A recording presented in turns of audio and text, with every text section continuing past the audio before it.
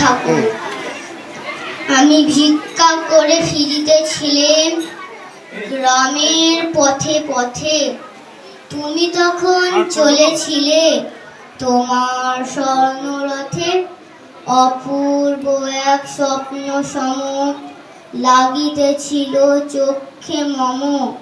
কি বিচিত্র শোভা তোমার, কি বিচিত্র সাজ। আমি মনে ভাবিতেছিলাম, এ কোন মহারাজ।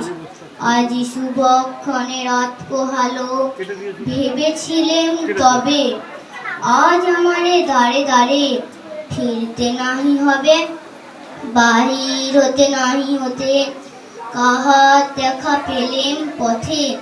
চলিতে রথ ধন ধান্য ছড়াবে দুই ধারে। মুঠা মুঠা কুড়িয়ে নেব নেব ভারে ভারে। দেখি সহসা রথ থেমে গেল আমার কাছে এসে। আমার মুখপানে চেয়ে নামলে তুমি হেসে। দেখে মুখের প্রসন্নতা জুড়িয়ে গেল সকল ব্যথা।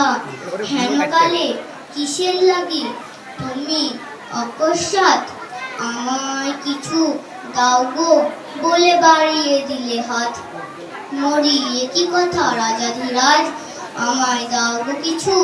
শুনে ক্ষণকালের তরে রইনু মাথা নিচু। তোমার কি বা অভাব আছে ভিখারি ভিক্ষুকের কাছে। একে বল কৌতুকের বসে আমায় প্রবঞ্চনা। ঝুলি হতে দিলেম তুলে একটি ছোট কণা। যবে পাত্রখানি ঘরে এনে উজাড় করি, এ কি ভিক্ষা মাঝে একটি ছোট সোনার কণা দেখি। দিলেম যা রাজভিখারিরে, স্বর্ণ হয়ে এলো ফিরে। তখন কাঁদি চোখের জলে দুটি নয়ন ভরে। তোমায় কেন দিইনি আমার সকল শূন্য করে। নমস্কার।